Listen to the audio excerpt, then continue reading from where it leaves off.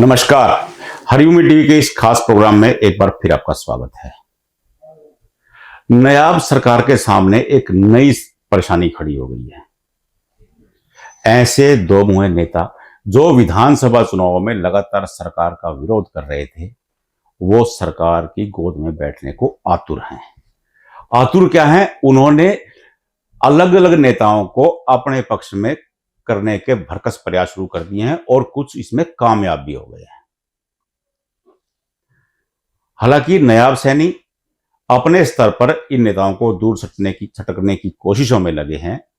इसके बावजूद ये नेता हैं कि सरकार की गोद में बैठने को लगभग तैयार हो चुके हैं, लगभग प्लान बना चुके हैं। अनेक नेताओं के बारे में जब नायाब सैनी को पता लगा तो वो इनसे कन्नी काटते तो नजर आए, लेकिन तब तक ये नेता सरकार के अंदर पैठ बना चुके थे।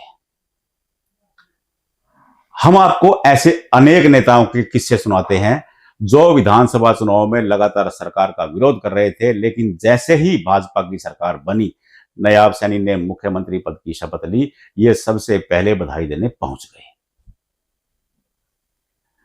अब सबसे पहला नाम सुनिए बरवाला के पूर्व विधायक जोगीराम छियाग का। जोगीराम छियाग 2019 में जननायक जनता पार्टी की टिकट पर बरवाला से चुनाव जीते थे और 2024 के विधानसभा चुनाव से ऐन पहले जजपा छोड़कर भाजपा में शामिल हो गए थे। लेकिन भारतीय जनता पार्टी ने सर्वे के आधार पर जोगीराम छियाग को टिकट नहीं दिया और वहां से नलवा से पूर्व विधायक, पूर्व विधानसभा उपाध्यक्ष रणबीर गंगवा को मैदान में उतारा गया। बस इतना होते ही जोगीराम छियाग भूमिगत हो गए। केवल बरवाला ही नहीं, आसपास की सीटें नारनौंद, हांसी में भी जोगीराम छियाग का आधार माना जाता है, लेकिन उन्होंने प्रचार करना मुनासिब नहीं समझा। नारनौंद में तो जोगीराम छियाग के गोत्र का सिसाए गांव है, जिसे हरियाणा के सबसे बड़े गांवों में शरीक किया जाता है।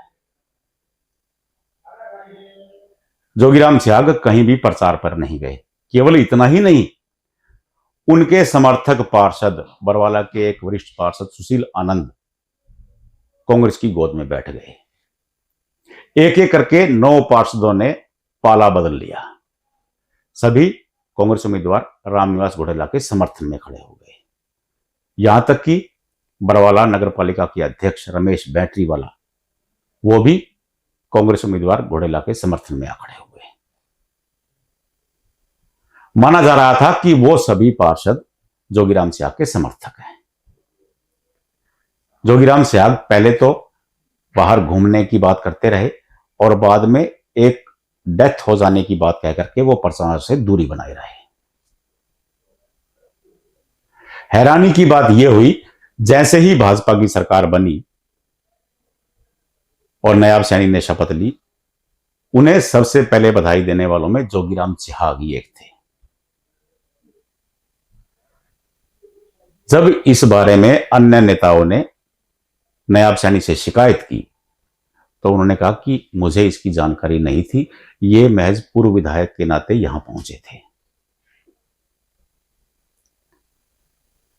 जोगीराम छियाग लगातार लॉबिंग कर रहे हैं और लगातार भाजपा सरकार में पैठ बना रहे हैं, लेकिन अब भनक नायाब सैनी तक पहुंच चुकी है। दूसरा मामला आया एक गुराना गांव के एक सरपंच का। वो बकायदा प्रचार कर रहे थे नारनौंद से कांग्रेस प्रत्याशी जस्सी पेटवाड़ का, लेकिन चुनाव खत्म होते ही वो भाजपा नेता पूर्व राज्यसभा सांसद डीपी वत्स की गोद में बैठ गए। न केवल गोद में बैठे, बल्कि डीपी वत्स ने राज्यसभा सांसद कोटे से उन्हें एक ग्राम पंचायत के लिए एक ट्रैक्टर भी भेंट कर दिया। न केवल ट्रैक्टर दिया, बल्कि डीपी वत्स व भाजपा के जिला अध्यक्ष गांव में पहुंचे और बकायदा एक कार्यक्रम का आयोजन भी किया गया। अब बारी आती है चर्चित डांसर, नृत्यांगना, अभिनेत्री सपना चौधरी के पति वीर साहू की। विधानसभा चुनाव के दौरान वीर साहू लगातार वीडियो बना बना करके कांग्रेस उम्मीदवार का प्रचार कर रहे थे, लेकिन जैसे ही सरकार बनी वीर साहू नायब सैनी तक पहुंच गए। बीते दिनों उनके यहां बच्चे का नामकरण कार्यक्रम था। वो बकायदा दल बल के साथ मुख्यमंत्री को आमंत्रित करने भी गए। एक मामले में तो नायब सैनी खुद ही गच्चा खा गए। एक नेता बकायदा पोस्टर बैनर लगा करके भाजपा उम्मीदवारों का विरोध कर रहे थे,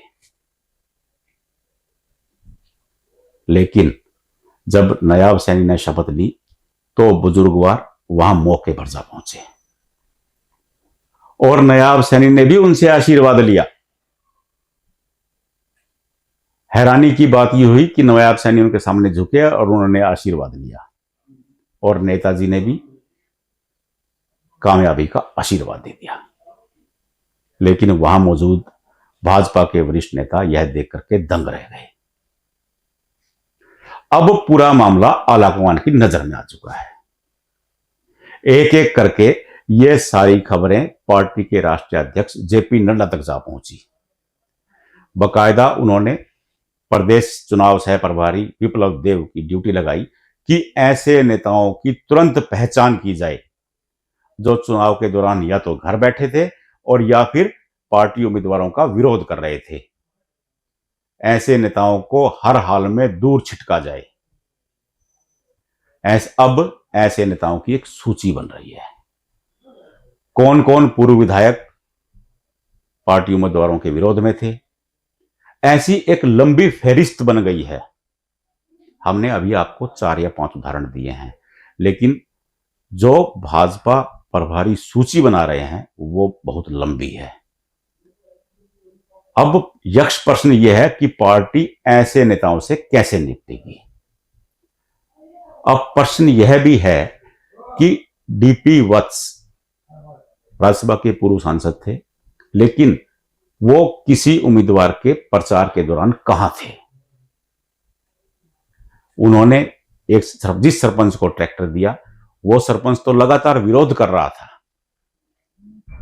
भाजपा को नुकसान पहुंचा रहा था, लेकिन डीपी वत्स क्या कर रहे थे उनके बारे में भी लगातार चर्चाएं हो रही हैं कि उन्होंने किस उम्मीदवार का प्रचार किया।